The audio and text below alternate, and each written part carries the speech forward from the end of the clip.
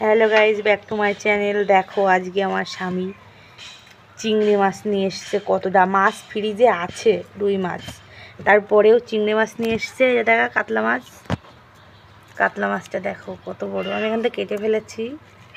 দাগাটা দেখো কত বড়। এত বড় বড় মাছ ভালো লাগে না খেতে, ছোট ছোট মাছের পিস ভালো লাগে খেতে। দেখো হাত জুড়ে যাচ্ছে মাছে।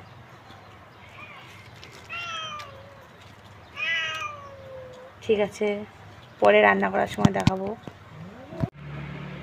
তো আজকে আমি কি কি দিয়ে খাবো সেটা তোমাদেরকে শেয়ার করব। লবণ আর আম তেল, এটা না খেলে ভালোই লাগে না। গরম ভাতের সঙ্গে একটু আম তেল খেলে হেভি টেস্ট লাগে।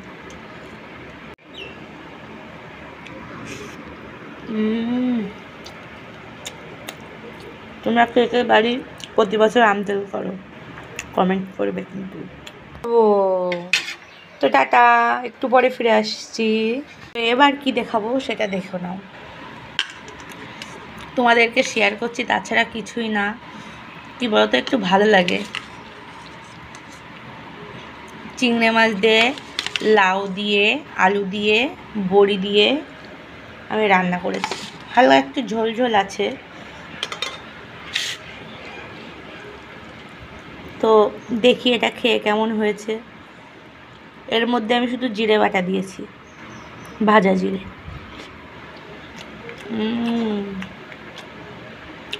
তরকারিটাও সুন্দর হয়েছে। চিংড়ি, পটল চিংড়িটা দেখো, ওয়াও। কি বলতো, চিংড়ি মাছ ভেজে ফ্রিজে রেখে দিয়েছি। আমার বড় মেয়ে চিংড়ি মাছ সব খেয়ে, মানে কয়টা রেখে দিয়েছে সব খেয়ে নিয়েছে। এত বড় ফাজিল, মনে করেছে ভাজাই খাবে, রান্না করবে না মনে হয় মা।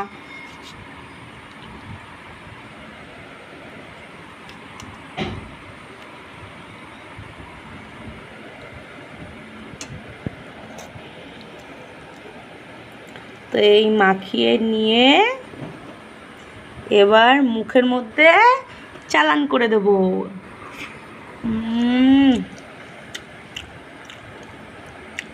এত সুন্দর হয়েছে তা কি বলবো। তো তোমরা সকালে কে কে খেয়েছো? এখন কিন্তু 12টা বাজে। তখন সকালকার খাবার খাচ্ছি 12টার সময়।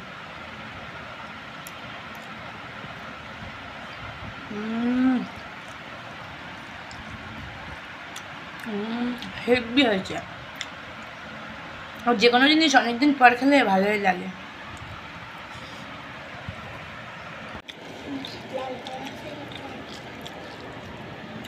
কালারটা দেখো কত সুন্দর, লাল লাল ঝাল। শুকনো লঙ্কা দিয়ে রান্না করেছি, তা কালারটা তো এত সুন্দর আসবেই। তো টাটা, আমি এখন খেয়ে নেবো।